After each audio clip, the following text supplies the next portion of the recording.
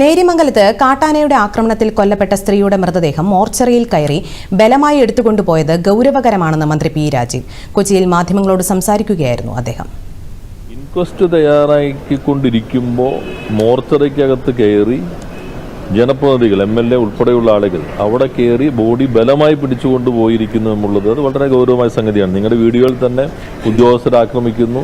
അപ്പോൾ നമ്മളൊരു ജനപ്രതിനിധികൾ ഇത്തരം സന്ദർഭങ്ങളിൽ അത് പക്വമായി കൈകാര്യം ചെയ്ത് ജനങ്ങളുടെ പ്രശ്നങ്ങൾ അവർ ഏറ്റെടുക്കേണ്ടതുണ്ട്, അത്തരം കാര്യങ്ങൾ ചർച്ച ചെയ്യേണ്ടതുണ്ട്. പക്ഷേ ഒരു മോർച്ചറിക്കകത്ത് ഒരു മനുഷ്യൻ്റെ ഒരു ശരീരം കിടക്കുമ്പോൾ അത് ഡോക്ടർമാർ അത് പോലീസ് ഇൻക്വസ്റ്റ് ചെയ്യാൻ പോസ്റ്റ്മോർട്ടത്തിലേക്ക് പോകുന്നു. സ്വാഭാവികമായിട്ട് ഇത്തരം സന്ദർഭത്തിൽ പോസ്റ്റ്മോർട്ടം വളരെ പ്രധാനപ്പെട്ടതാണ്. ആ കുടുംബത്തിനും മറ്റു കാര്യങ്ങൾക്കും പോസ്റ്റ്മോർട്ടം പ്രധാനപ്പെട്ടതാണ്. അവിടെ കയറി അത് ബോഡി എടുത്തുകൊണ്ട് പോവുക. അപ്പോൾ കുടുംബാംഗങ്ങൾ ഞാൻ മനസ്സിലാക്കിയെടുത്തോളം ആശുപത്രിയിൽ തന്നെയാണ്, അവരിതിൻ്റെ കൂടെ പോയിട്ടില്ല. അവർ ആശുപത്രിയിലാണ്. ദേവികുളം MLA ആശുപത്രിയിലുണ്ട്, കോതമംഗലം MLAയും ആശുപത്രിയിലുണ്ട്. ആ തുടർ നടപടികൾ സർക്കാർ സ്വീകരിച്ച കാര്യങ്ങൾ അവർ ശ്രദ്ധയിൽപ്പെടുത്തിയിട്ടുണ്ട്. ഇനി കളക്ടറും SP അവരുടെ ശ്രദ്ധയിൽ. ഇൻക്വസ്റ്റ് നടപടികൾക്കിടെയാണ് മൃതദേഹം എടുത്തുകൊണ്ടുപോയത്. ഇത് തെറ്റായ സന്ദേശം നൽകും. കാര്യങ്ങൾ പക്വമായി കൈകാര്യം ചെയ്യണമെന്നും മന്ത്രി പറഞ്ഞു.